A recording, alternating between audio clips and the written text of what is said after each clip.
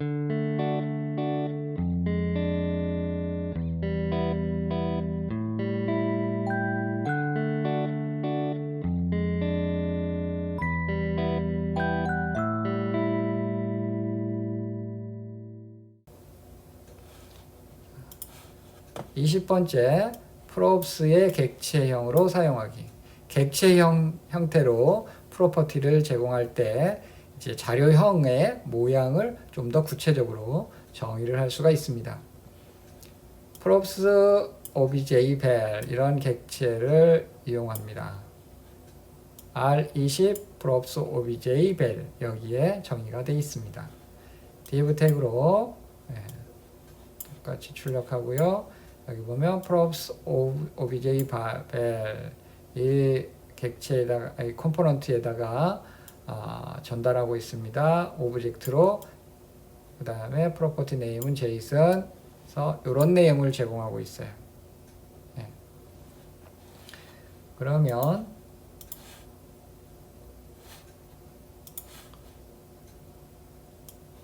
이 객체 이 컴포넌트에서 this props에서부터 방금 전에 제공된 프로퍼티를 받아와야 되겠죠. 근데 오브젝트 JSON, 오브젝트고 프로퍼티 네임은 JSON이다. 이렇게 하면 지금 여기에 그 방금 전에 정의된 그 객체가 값으로 넘어옵니다. 자, 밑에 보세요.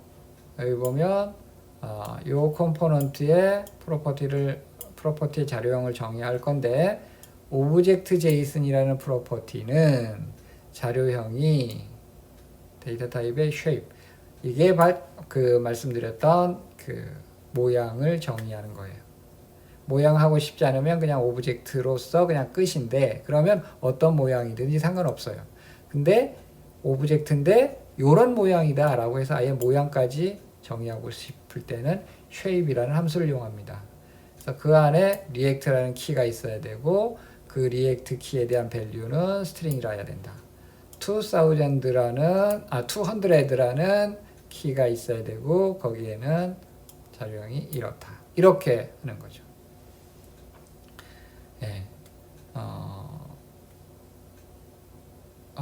키가 꼭 있어야 되는 건 아니고 그 키가 있다면 밸류의 자료형이 이렇다라는 거죠. 그러니까 문자열과 숫자 이렇게 두 가지로 이루어진 객체라는 얘기죠. 그래서 넘겨받은 오브젝트 JSON의 그거를 문자열화해서 출력을 하고 있죠. 이렇게 하고 나면 이와 같이 리액트에 리액트 100, 200, 200 이렇게 화면상에 출력하게 되겠죠.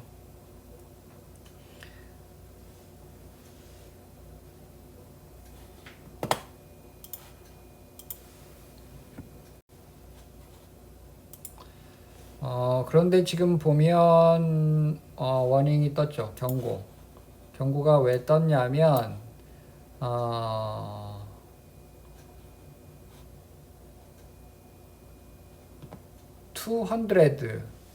200라는 키에 넘어온 값이 넘버라야 되는데 스트링이 넘어왔다라는 경고 메시지예요.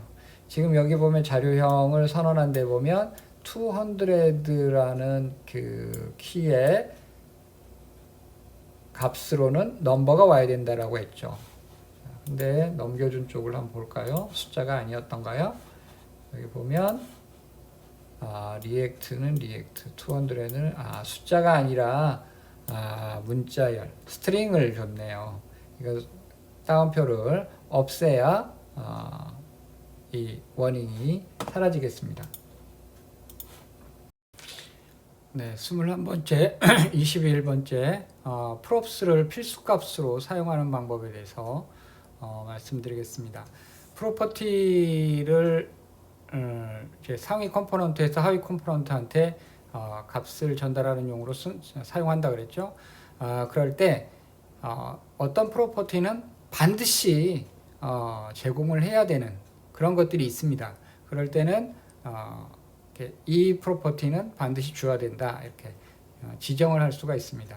그 방법에 대해서 알아보겠습니다.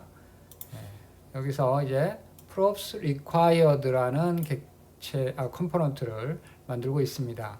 이 컴포넌트는 21 props required 파일에 들어 있습니다.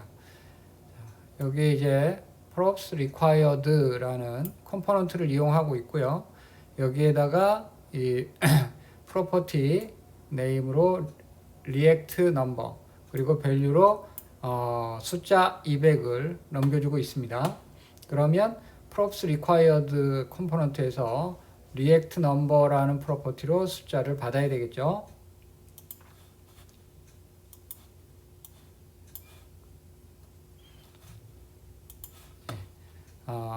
R21 props required. 자, 이 컴포넌트 정의하고 있습니다. 여기에서 이제 let을 통해서 렌더해서 프로퍼티 넘어온 거를 받고 있죠. react string과 react number 이렇게 두 가지를 받고 있습니다. 근데 지금 앞에서는 보면 react number만 주고 있지 react string 프로퍼티는 주고 있지 않죠. 그래서 여기에다가 react string, react number를 넘겨받은 거를 출력하고 있는데 react string은 넘겨받은 게 없어요. 그러면 그냥 비어 있어요. react number는 숫자를 찍겠죠. 그래서 실제 화면상에 보면 이렇게 나옵니다. 숫자만. 왜냐하면 숫자 200만 프로퍼티로 넘겨주었기 때문에 그렇습니다. 자, 여기 18번째 줄을 보게 되면 컴포넌트 이름을 써주고 점하고 props type에 property name 써주고 뒤에 보면 data type is required 이렇게 쓰고 있죠. 여기 원래 자료형 쓰는 거 아니었나요? 네, 자료형도 쓰고 만약에 그 프로퍼티 값을 반드시 상위 컴포넌트가 제공해야 된다면 그 뒤에다가 점 찍고 is required 라고 쓰시면 돼요. 그러면 react string 프로퍼티는 반드시 제공해야 됩니다. react number 같은 경우에는 여기 정의가 돼 있지 않죠. 그러면 이거는 옵션이에요. 이거는 줘도 되고 안 줘도 돼요. 근데 react string은 줘야 되는 거죠. 그러다 보니까 제공하지 않았기 때문에 다음과 같이 경고 문구가 뜹니다. 여기 경고 문구가 나온 게 react string은 required로 마킹이 돼 있는데 왜 값을 안 줬니? 그런 뜻입니다.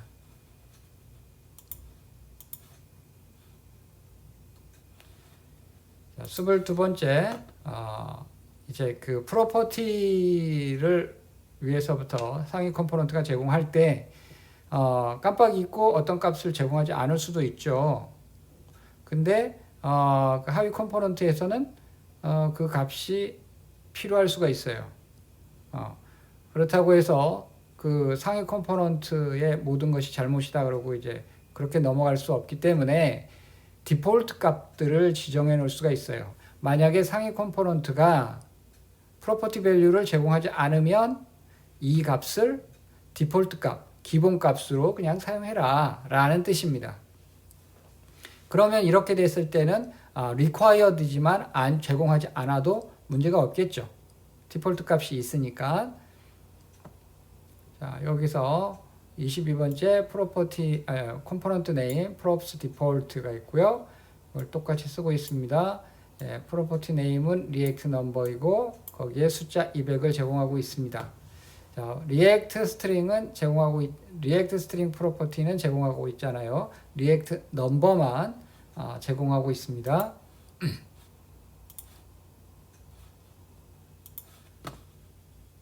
R21 props default. 자, 컴포넌트가 정의가 되고 있죠. react string, react number를 다 받고 있는데 프로퍼티로부터 받고 있는데 react number는 숫자 200이 오지만 react string으로 넘어오는 거는 없죠. 그래서 출력을 하면은 숫자만 200 찍히고 말 거예요. 근데 여기 보면 react 200이라고 해서 앞에 react라는 말도 다 쓰여지고 있죠. 여기 보게 되면 컴포넌트 이름을 써주고요. 점 찍고 default props를 써줄 수 있습니다. default props라는 게 디폴트 값, 기본 값을 얘기해요. 그래서 react string이라는 프로퍼티는 기본 값이 react다. 만약에 제공하지 않으면 이걸 이용하라는 뜻입니다. 리액트 넘버, 예, 여기 0자 잘못 들어갔네요. 예. 리액트 넘버는 400이다. 예. 근데 지금 여기서는 숫자 200을 제공하고 있기 때문에 여기 디폴트 밸류는 무시가 되겠죠. 그냥 200 제공된 상위 컴포넌트가 제공해준 프로퍼티 밸류 200을 그냥 사용합니다. 그래서 이와 같이 기본값, 디폴트 값을 이용할 수가 있습니다.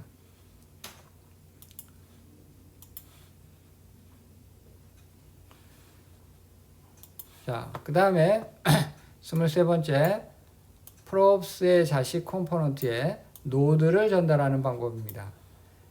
프로퍼티로 이제 지금까지는 보면은 프로퍼티의 자료형으로 뭐 넘버, 스트링, 불리언, 그 다음에 오브젝트, 그 다음에 어레이, 펑션 이런 것들이 이제 나왔는데 노드도 역시 전달이 가능합니다. 그럼 노드는 어떻게 전달하느냐? 노드라는 건 HTML 코드로 이렇게 작성된 걸 얘기해요. 예, 그걸 어떻게 전달하느냐면 다음과 같아요. 여기서는 보면은 props node라는 컴포넌트를 이용하고 있죠. 이 컴포넌트는 R23 props node 파일에 들어 있습니다. 예, props node를 컴포넌트를 이용하고 있는데 아까 앞에랑 좀 다르죠. 앞에는 보면 이 여는 태그, 닫는 태그 이렇게 쌍으로 하지 않고 단일 태그로 해서 그냥 거기서 끝냈어요. 그리고 그 컴포넌트 이름 바로 써주고 필요한 프로퍼티들을 그냥 거기에다가 그 태그에다가 그냥 바로 다 나열해 주는 방법이었죠. 근데 여기서는 이제 자식 컴포넌트인 이 props 노드에게 노드를 제공하기 위해서는 다음과 같이 여는 태그, 닫는 태그 이렇게 해주고 그 사이에다가 전달할 노드를 써주는 식이에요.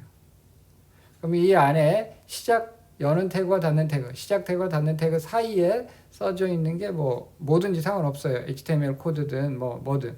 예. 그래서 그게 곧 props 노드한테 프로퍼티로 전달이 됩니다. 그러면 이거는 여기 보면 스팬에 node from app.js span 자, 스팬 태그로 돼 가지고 텍스트 그냥 출력해 주는 그런 노드죠. 이게 props 노드에는 어떻게 전달되나를 봅시다.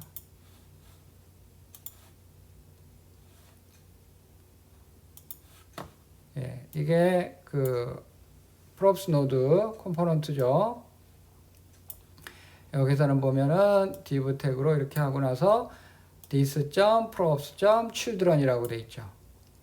children이라는 프로퍼티를 이용하지 않았죠. 상위 아까 앱 컴포넌트에서. 근데 이 하위 컴포넌트에서 this.props.children 하면 여기에는 뭐가 들어가느냐면 그 아까 여는 태그부터 닫는 태그 사이에 적혀 있는 그 노드 있죠. 그게 여기 children 부분에 삽입이 됩니다.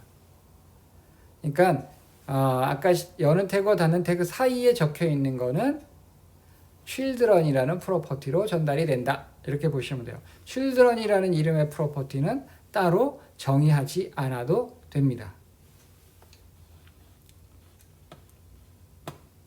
그래서 여기 출력한 걸 보게 되면 node from app.js 그냥 스팬 태그로 열고 닫고 해서 이렇게 만들어진 노드가 여기에 그냥 바로 나오고 있죠.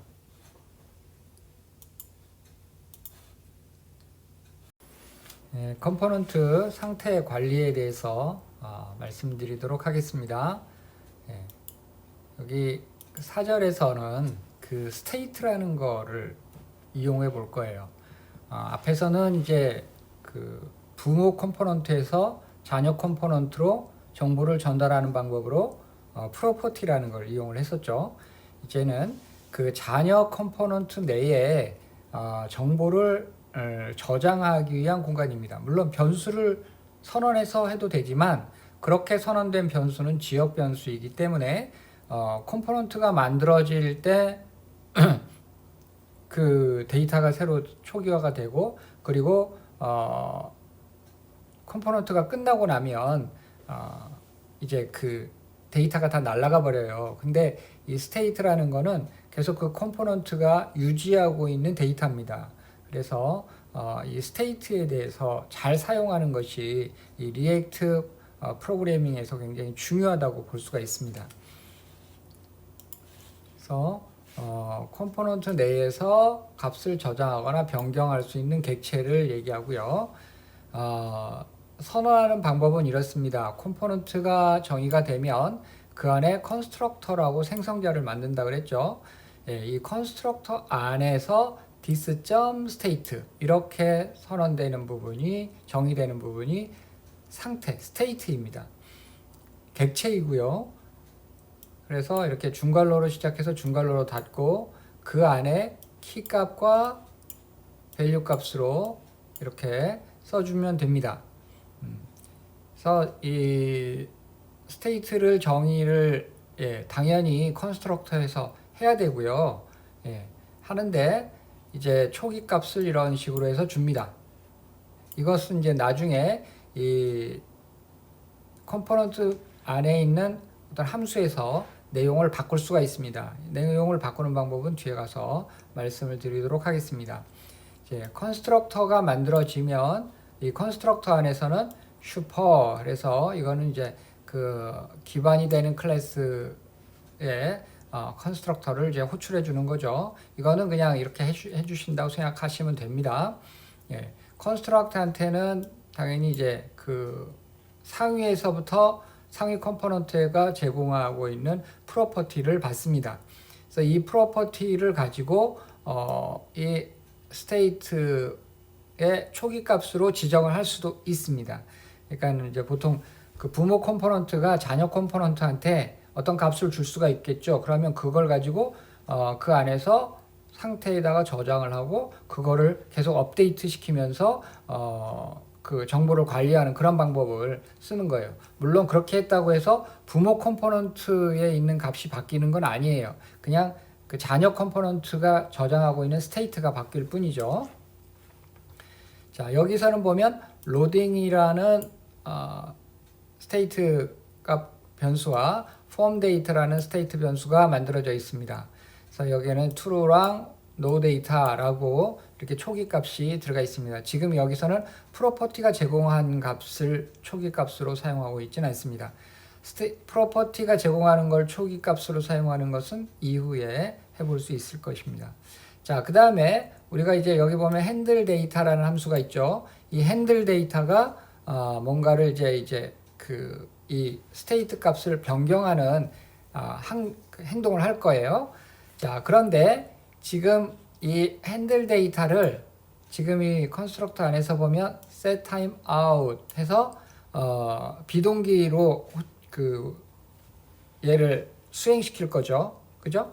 그래서 괄호 안에 this.handleData라고 주고 있어요. 그럼 이 this.handleData는 뒤에 있는 숫자 그 시간만큼을 지난 다음에 호출이 되겠죠. 4초네요. 4초가 지난 다음에 이 밑에 있는 handleData 함수가 호출이 됩니다. 근데 이제 그러면 이 함수가 콜백 함수로 호출이 되는 거기 때문에 이제 얘가 여기 있는 this state를 접근하기 위해서는 바인딩을 시켜줘야 돼요. 앞에서도 봤지만 우리가 어떤 함수를 콜백 함수로 해서 파라미터로 다른 함수한테 넘겨주게 되면 걔가 어디서 언제 호출이 될 알 수 없기 때문에 지금 내가 속해 있는 객체의 데이터를 사용하고 싶다면 this라는 걸 가지고 바인딩을 시켜서 넘겨줬었죠. 여기서도 마찬가지입니다. 그러니까 this handle 데이터에다가 지금 요 스테이트를 바인딩을 시켜주는 거예요. 그래서 이 핸들 데이터 내에서 얘를 접근할 수 있도록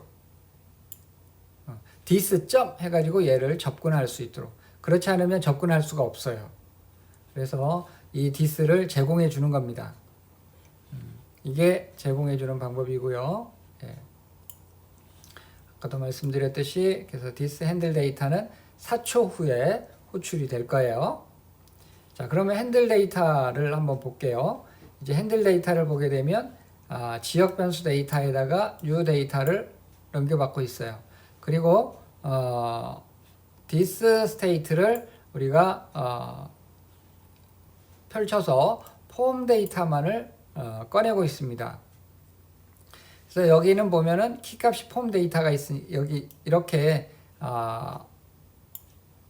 이 변수값만 써주게 되면 이 변수값에 해당되는 키를 객체에서 찾는다 그랬죠. 그래서 폼 데이터를 찾아요. 그래서 노 데이터를 가져다가 이 폼 데이터에다가 넣는 것입니다. 그러면 이 데이터에는 뉴 데이터가 들어가고 있고요. 폼 데이터 변수에는 스테이트에 있던 노 데이터가 들어가게 돼요.